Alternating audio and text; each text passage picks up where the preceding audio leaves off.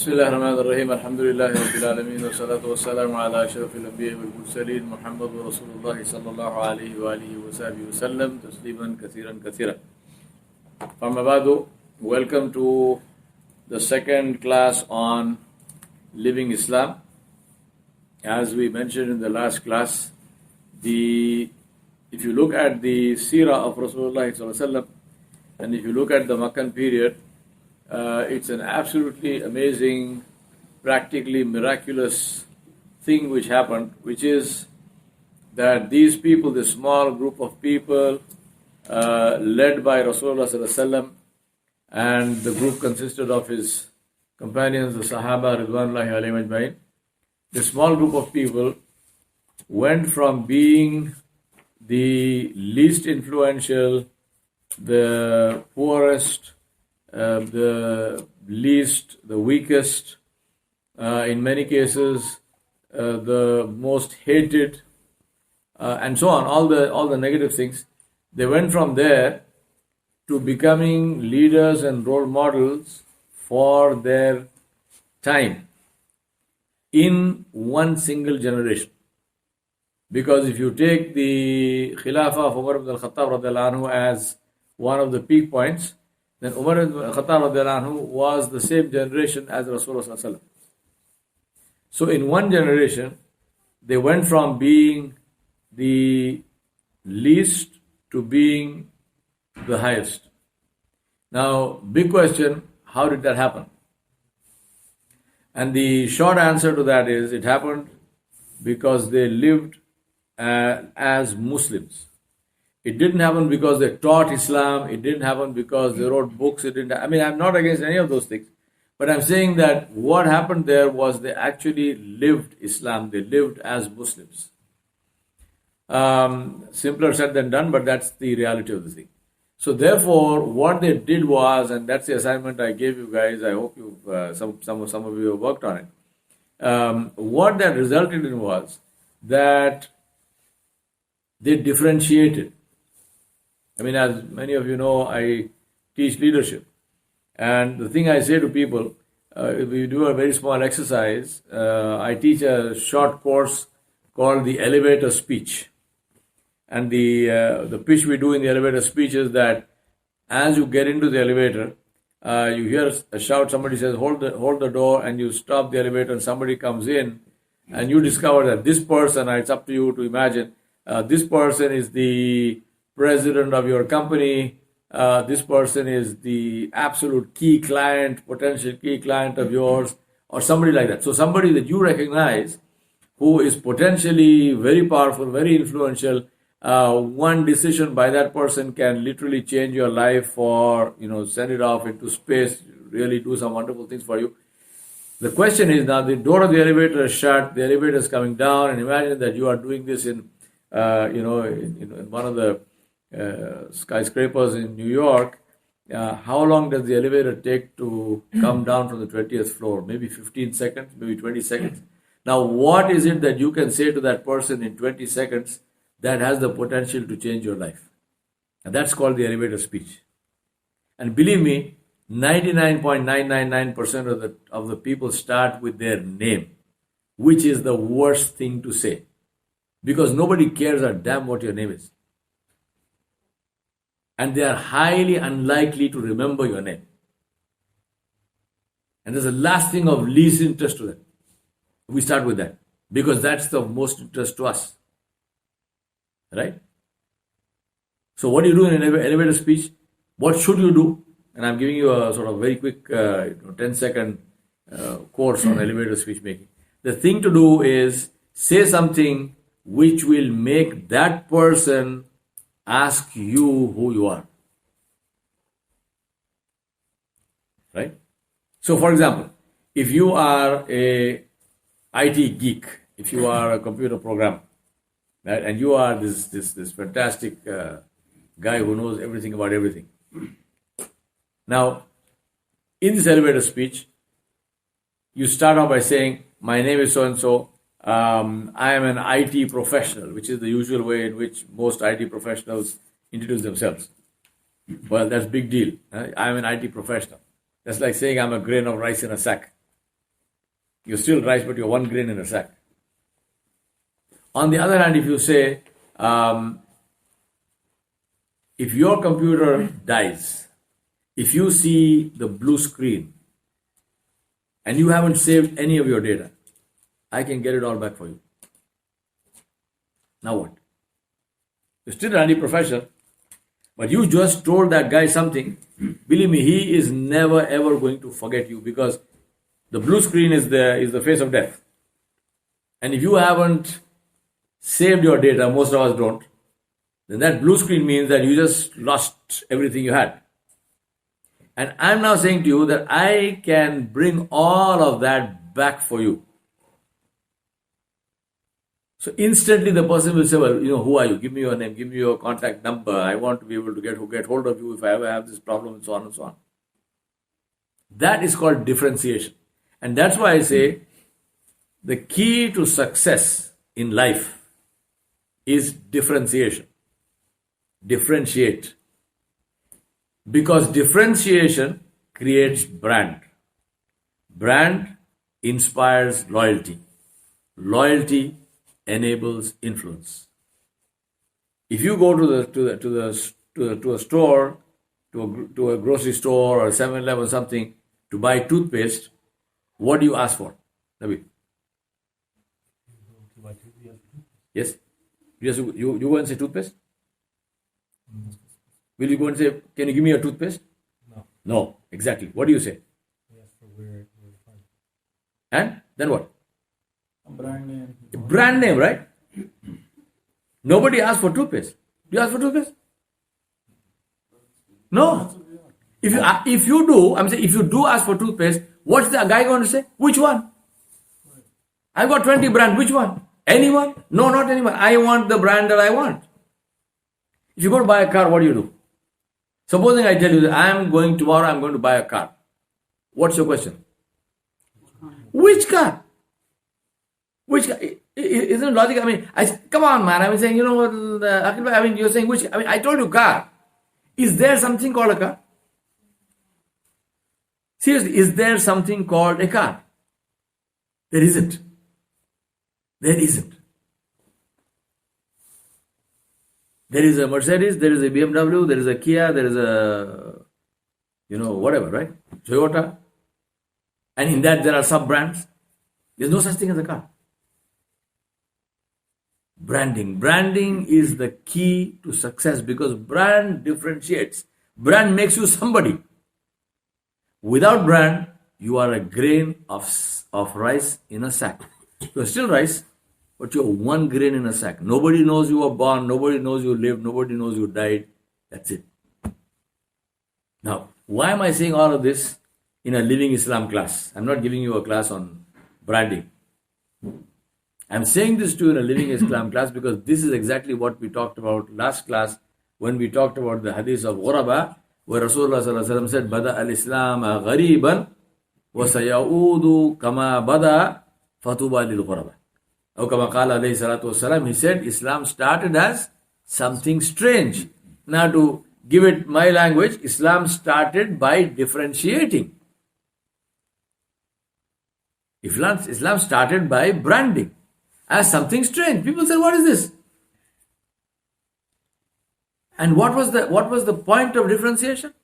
What is the point of differentiation in the world also?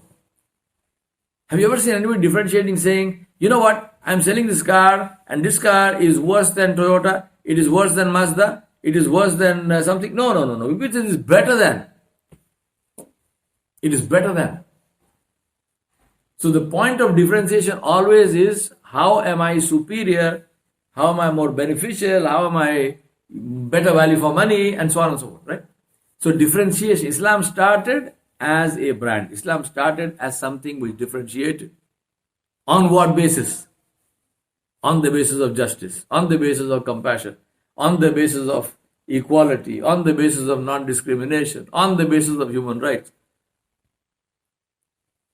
All of them under the umbrella of Tawheed. Because why are we doing all this? Because we want to please Allah subhanahu wa ta'ala Jalla Jalaluhu. Which is what brings us to today's lesson, which is the hadith of Umar ibn al-Khattab radiallahu anhu, where he said, عن عمر بن الخطاب رضي الله عنه على المنبر قال سمعت رسول الله صلى الله عليه وسلم يقول إنما الأعمال بالنيات وإنما لكل امرئ ما نوى فمن كانت هجرته إلى الدنيا يصيبها أو إلى امرأة ينكحها فهجرته إلى ما هاجر إليه. He said, which means Umar ibn al-Khattab radiallahu anhu said, I heard Rasulullah saying, the reward of deeds depends upon the intentions, and every person will get the reward according to what he intended. So whoever emigrated, whoever made hijrah for worldly benefits or to marry somebody, to marry a woman, his emigration was for the purpose that he emigrated. Now, the point I want to make here is, we started with looking at hadith of Ghuraba, we started looking at differentiation, and then we came to this hadith. See how the two are linked. Because we said we differentiate. Why do we differentiate? Because our intention is to please Allah subhanahu wa ta'ala. On this point, Imam al-Nawawi rahmatullahi alayhi, in his book, in the Muqaddimah, in the introduction to his book, Ar-Riyadus Salihin, Imam al-Nawawi rahmatullahi alayhi described the intention very beautifully, where he said, Al-Izharu Niyya fi kulli a'mal wa fi kulli aqwal wa fi kulli ahwal al-barizatu wal-khafi. He said, which means the awareness of the niyyah, the awareness of the intention, the izhar meaning to bring it forward, right? To open it, to bring it forward. He said the awareness of the niyyah, the awareness of the intention, fi kulli amal, in all our deeds, wa fi kulli aqwal, in all that we speak, wa fi kulli ahwal, in all the conditions that we find ourselves in, al-barizatu wal-khafi, whether this is visible or whether this is hidden. Meaning that everything that we do, every action we take, we ask this question, why am I doing this? Right? Now, what is the benefit of this? If we live like this, one of course is the pleasure of Allah subhanahu wa ta'ala, which is the main benefit, the chief benefit. We ask Allah subhanahu wa ta'ala for this. But take it also from a worldly sense. Is there do you think there is a particular benefit in doing something thoughtfully and consciously, or not? There's a very good book that I recommend that you read. It's called Talent is Overrated. Talent is Overrated, and the author is a guy called Jeff Colvin, Geoff.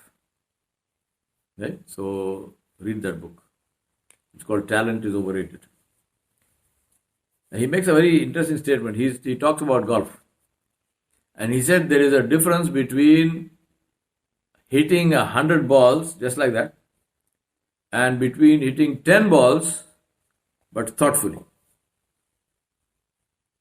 Very consciously, very thoughtfully. He says hitting 10 balls thoughtfully and consciously gives you more benefit than hitting 100 balls just like that. That is the point of the niyyah. The point of the niyyah, the point of the intention is, how does it help me in my life itself? Take absolutely anything. Take public speaking, for example. Somebody tells you, come and please say a few words. Please say something. Give a khutbah for Jummah. You've got 25 minutes, 30 minutes, whatever. How will you do that unless you're absolutely clear in your mind? What do you need to be clear about? Give me some thoughts. Let me see. All of you have done, most of you have done khutbahs, or if you haven't spoken, at least you've definitely heard khutbahs. So, if you were asked to give a khutbah, what must you keep in mind?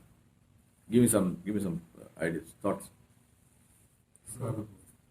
Yeah? Brotherhood. Brotherhood? No, I'm not talking about topics. I'm saying you are giving the khutbah. So what must you keep in mind? If I ask you to give a khutbah, what will you think about and say, I must keep this in mind? What? Keep in what? Titles. Audience? All right. You have to make the requirements of the khutbah that you have to Titles, objectives. I'm not talking about all that. These to be met, and then you have the time constraints. I'm not talking about a structure. Good answer, but I'm saying I'm not talking about a structure. I'm saying as a person. Nabil says the audience. Who are you speaking to? Are you speaking to people who are highly educated? Are you speaking to people who are highly technically educated? Supposing you were giving this khutbah to the collegium of the Supreme Court. So you've got all Supreme Court judges and lawyers. Would you speak to them the same way as, for example, if somebody says, please come to our school, we have this, great Islamic school in Windsor, in Hartford, please come and address the student gathering. Will you say the same thing? Even if the topic is the same, will you put it in the same way? No, if you did, you would fail in one of those places, either here or there. Although what you would be saying would be correct, it's not as if you're going to be saying something wrong, you will be saying something correct, but your audience is different. And if you're going to address school children the same way as you are going to be addressing a bunch of Supreme Court judges, then one or the other has to fail. So the awareness of the niyyah, the awareness of the intention is something in this life also, which benefits you hugely in every aspect. In our whole life. Take for example, if you speak to somebody, before normal conversation, I'm not talking about khutbahs and stuff, I'm saying normal conversation, we're sitting around, maybe watching a game or something, or you're sitting around, you're talking about something, thought comes in your mind, you ask yourself, why am I thinking of saying this? What is the purpose of me saying this? For example, you want to talk about somebody. Before you talk, you ask yourself, why do I want to talk about this person, my brother Hassan? I want to talk about my brother Hassan. Why? So immediately, okay, I want to say something good about brother Hassan, of our friendship, it goes back 22 years, right? Some incident where we did something we enjoyed and whatnot. Alhamdulillah, good, please. But if it is not that, if it is the opposite of that, then will you still speak? No. Because that amounts to backbiting, it amounts to ghibah. If I want to say something critical, if I have something critical about brother Hassan, then who must I speak to? To him. Not to you. If I need to say that, first of all, we have to, do I need to say? If I need to say it, then I need to go to him and I need to sit with him and I say, this is the point, this is whatever it was, right? And the two of us, we talk and we sort that out. But I don't talk about that to somebody else because it amounts to backbiting, it amounts to ghibah. So when I become conscious of the intention, then it is a protection for me. It stops me from doing something which is potentially bad. So, innamal amalu binniyat, and of course, Nabi Sallallahu Alaihi Wasallam said the reward of the deed is based on the intention. So, even Allah Subhanahu Wa Ta'ala will reward, and He gave the example. He said, if the person is making hijrah, is moving from one place to another for the pleasure of Allah Subhanahu Wa Ta'ala, for the sake of Allah and His Nabi alayhi salam, then he will get the reward of hijrah. If he is doing it for any other reason, and Nabi Sallallahu Alaihi Wasallam gave two reasons, there can be any other reason as well, then it is not hijrah for the sake of Allah and His Nabi. He can still do it. He is not saying it is haram, no, but it's not hijrah. Now, how do we, in some cases you can talk about hijrah because maybe you are moving from one country to another, but if you are not moving from one country to another, give me an example of hijrah. Can you still make hijrah? What would be hijrah? Can you do it? Can't do it.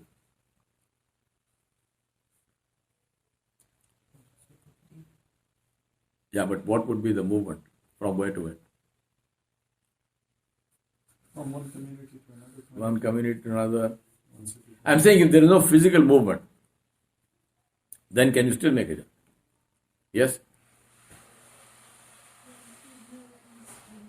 Alright, from ignorance to knowledge, from misguidance to guidance, jazakallah khair. From disobedience to obedience, this is also hijrah. So I haven't moved anywhere, I'm still here, but I changed my life. I used to do some bad stuff, I don't do it anymore. I changed my life. This is hijrah. It's hijrah from a state of disobedience, a state of potentially angering Allah subhanahu wa ta'ala, to a state of obedience to Allah subhanahu wa ta'ala. So hijrah can be in this way as well. But that will happen only if there is the intention for that. Right? That is something that we need to keep in mind and say that the action, the reward of the action depends on the intention. Alright. Let me ask you, I had given this assignment of talking about how does your practice of Islam help you to differentiate in your life? So has anyone done that? Has anyone written anything on it? Even if you haven't written anything, good. Can you talk now something about it, inshallah? I can just, so I didn't prepare anything formal, but just reflecting onto the lecture that you gave and how it applies to us individually. So the first thing that we, as a Muslim, differentiate from potentially non-Muslims or non-practicing is that we practice Islam. Just like you said, being an Islamic scholar and a Muslim scholar are two different things. So one of them is actually studying or gaining knowledge. The other one is actually practically applying knowledge. So as far as our context goes, we are blessed in having the names of a Muslim, in gaining passive knowledge from our parents, but also gaining some active knowledge by participating. But is that knowledge going to be enough to differentiate us not only in this world but in the eyes of Allah subhanahu wa ta'ala? So how do we do that? We do that by not only acknowledging what we have learned, but also transforming it into our practical actions. How we can, and how do we do that? So we need to understand the different aspects of our life, just like you mentioned in the previous lecture. It's reflected in the form of ibadah. It's reflected in the form of our interpersonal interactions. It's reflected in the form of our society, in our akhlaq. So we need to identify these different facets of life through which we are interacting with the community at large. And if we are unable to identify those, then we'll be in a state of ignorance. And while we are doing that, we need to keep tawheed, or the fear of Allah subhanahu wa ta'ala, or the love of Allah subhanahu wa ta'ala that we have, that will be held accountable in each of these interactions that we make in different modes of communication. And we have to practice discipline in those interactions. We need to make sure that we practice justice in those interactions, not only to earn the pleasure of Allah subhanahu wa ta'ala, rather than to earn the wrath of Allah subhanahu wa ta'ala. And how do we do that? By reading Quran and by following the footsteps of Prophet Muhammad sallallahu alaihi wasallam and all the Sahaba, how they slayed away the concept of slavery, and how they eliminated the racial discrimination by raising the ranks of so-called perceived slaves like Bilal bin and by making him rise to the top of a Kaaba and give adhan. So those were some examples, and how Prophet sallallahu alaihi wasallam eliminated the differentiation between the people of higher stature and those who were not, by giving the example of that lady from one of the clans of Quraysh, for which Osama bin Zaid had to come and request only because of the fear of the community that he may be held accountable by such a strong clan. So he gave an example that even if my daughter Fatima was in her place, I would have given her the same capital punishment of theft. So these are some reflections, that whatever was applicable at that point in time is applicable at this point in time specifically because people at that time, the Muslims at that time were strangers, and so are we in this time, a stranger for the Jazakallah. Anybody else? Fortunately, we don't practice what supposed to be, but still the concept of Allah and I think the topic was what it make difference in our life. Yeah. So even the La ilaha illallah Muhammadur Rasulullah, whatever the situation a Muslim is, still I do believe when we compared around society around us, alhamdulillah, we are full of the hope. Every situation we get, every difficulties we come, we know we have somebody to take care of, who gonna take care for us. So alhamdulillah, we see like most of the communities around here, when they grow up or when they fall into a certain situation, they are very much depressed. They don't know really what to do. And I mean, we don't practice as much as we could, but still at the end, we fall on that criteria. Everything is happened by You have Allah tawakkul and you have acceptance of the qadr of Allah. I do believe that makes a huge difference. Yes. Especially for the non-practicing people like me, at least on this stage. Oh, we need to practice, no doubt. I mean, all of us need to practice more, no doubt about that. But I agree with you that it's the fact that we believe that Allah subhanahu wa ta'ala is in control and we have the understanding of the qadr of Allah, this is a great source of comfort for us. Alhamdulillah. Anyone else? How does Islam... Yes, please. Yeah, I found like today was a good example. Where I work, I'm the only Muslim where I work, and we were talking about meat. And we were saying, well, what's your favorite kind of hamburger? And I said I wanted to try the Impossible Burger that's vegetarian. And we got into about halal meat. And it fits in very much with today's issues because when meat is halal, the animal is treated with kindness. We don't eat as much meat, like the Prophet ﷺ said, don't overdo eating beef.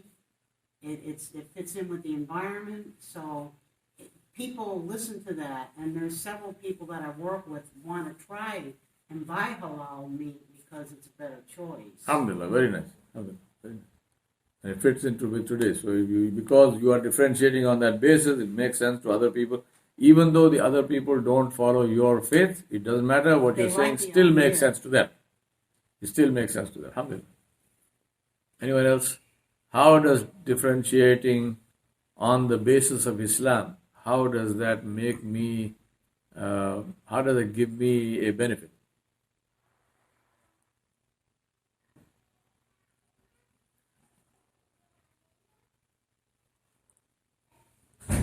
The work time, taking time to thank Allah, praying, gives you comfort that in a way that what has blessed you with so many ni'mah, that you are being thankful to Him during the daytime, as what you see around you, that not a lot of them have been doing that thing. What they do is like every Sunday or Friday point of view, but you do take time, even though it is like a few minutes out of your time, but thinking that, I'm going to be delayed in my project and stuff like that, but it really does not happen. Allah that who has given it to you, this name of having a work or risk that is coming to you, that gives you a lot of comfort that you have been able to thank Allah during that time. Alhamdulillah. Very nice. So differentiating on the basis of Islam. See, the point I'm making here is, think about this. This has happened to all of us at some point in time. You go to a place and suddenly you find there's no signal. There's no Wi-Fi, there's no signal. Your phone doesn't work. Right? How do you feel? I know some of you want to say, oh, that's a great relief, but, don't tell lies, not in the masjid. And all of us feel like some major loss has happened, or how can I survive like this, right? There's some level of discomfort, there's some sense of loss. For some people, it'll drive you berserk. For some other people, it may not do that. But you still feel something. Why? Because that phone ultimately is beneficial. No matter how much you want to, moan about it, but end of the day, it is beneficial. Now, think about this. If tomorrow morning the world wakes up and there are no Muslims. No Muslims. They're all gone, vaporized. No Islam, no Muslims, no signs of Muslims, no masajid, no madaris, no domes, no minars, no nothing, no calling adhan, no halal meat, no, there's no sign of Muslims whatsoever on the face of the planet. People wake up in the morning and they're all gone. What do you think they are going to say? I'm not saying one or the other. I'm only asking a neutral question. What do you think people who are not Muslim, what do you think they are going to say? Will they say, oh my God, where did they go? These are beautiful people. I mean, how are we going to live without Muslims? Where did they go? Bring them back. Or are they going to say, thank God they're gone? Or what is likely is they're going to say, you know, I'm very sorry that this Salim Bhai is not there anymore. I'm very sorry that Khurram Abbasi is not there anymore. But Muslims itself, good, they're gone. But he was a nice man. I mean, this guy, he was my neighbor. I used to go meet him and so on. He was very helpful. This Bayan Nabil, I mean, he always stood up for me. So I'm sorry he's not there anymore. But generally as Muslims, doesn't matter. I don't care. Good. Which one of these three scenarios, what do you think? You know what I'm saying? That is the issue. How does me, if I'm a doctor, there are 20 doctors, I'm a Muslim doctor. How does my Islam make me a better medical doctor, better medical practitioner? I'm not talking about the technology part of it. I'm saying as a Muslim, what makes me a better, not a better Muslim, a better doctor? If I'm a builder, as a Muslim, what makes me a better builder? If I'm a teacher, as a Muslim, what makes me a better teacher? If I'm a parent, as a Muslim, what makes me a better parent? How does being a Muslim make for better parenting? Should it or should it not? What do you think? It should, right? I mean, that's a no-brainer. It should. But does it? If I have a whole bunch of, I do this exercise. We will do some parenting and all those workshops here. But one of the things, and let me give you this thing beforehand. I ask this question in all teaching or teacher training workshops and in all parenting workshops. I tell people, I say, think of your role model. And I tell them, don't say Rasulullah Sallallahu Alaihi Wasallam, because that's not true. Right? If that was the case, then you and I wouldn't be where we are. Think of a real life role model, somebody you know personally. Then I say, well, have you thought about that? I'm asking you guys also. Have you thought about that? You thought, right, okay. Now tell me, for how many of you is it a parent? Show of hands.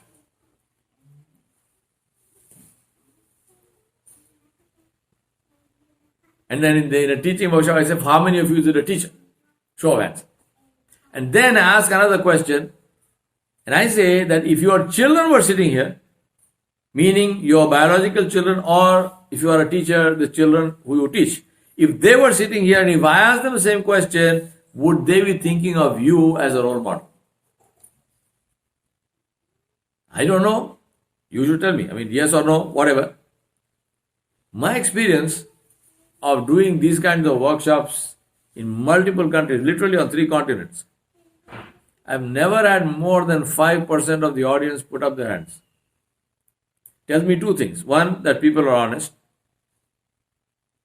And 2, that for 95% of the population, neither a parent nor a teacher is a role model.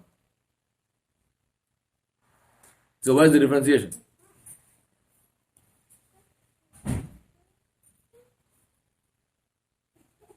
That's the reason why differentiation is important. That's what Islam must do for us.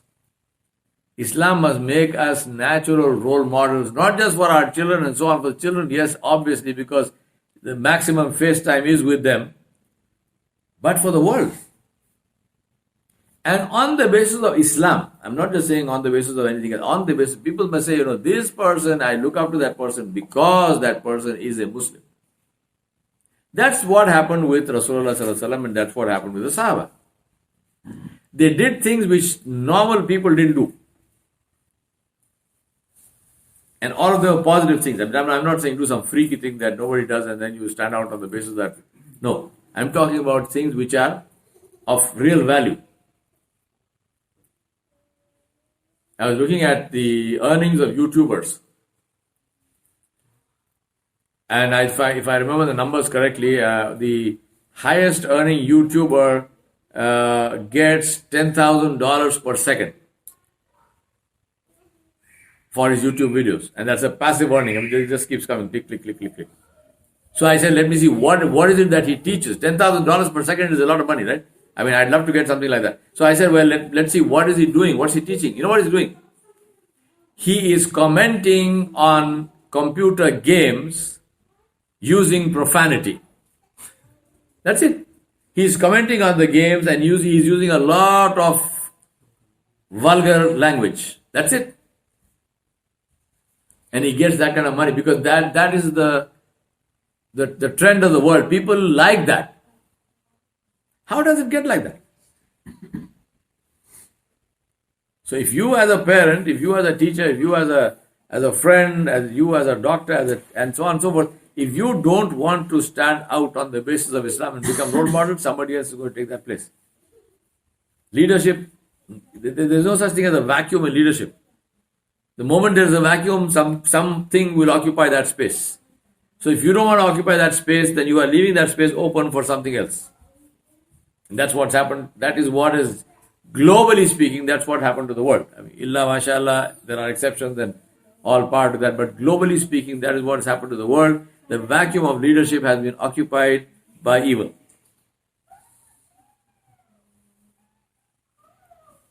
And that's the challenge. The challenge is, are you ready to take that space? To take back that space on the basis of Islam by spreading goodness around us. Because that's what we are supposed to do, no?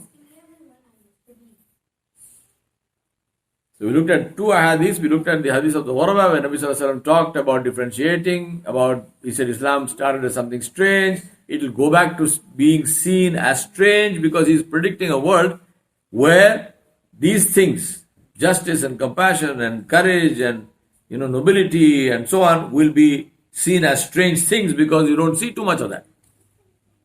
And the other hadith, how do we get there? By monitoring our actions based on our niyyah.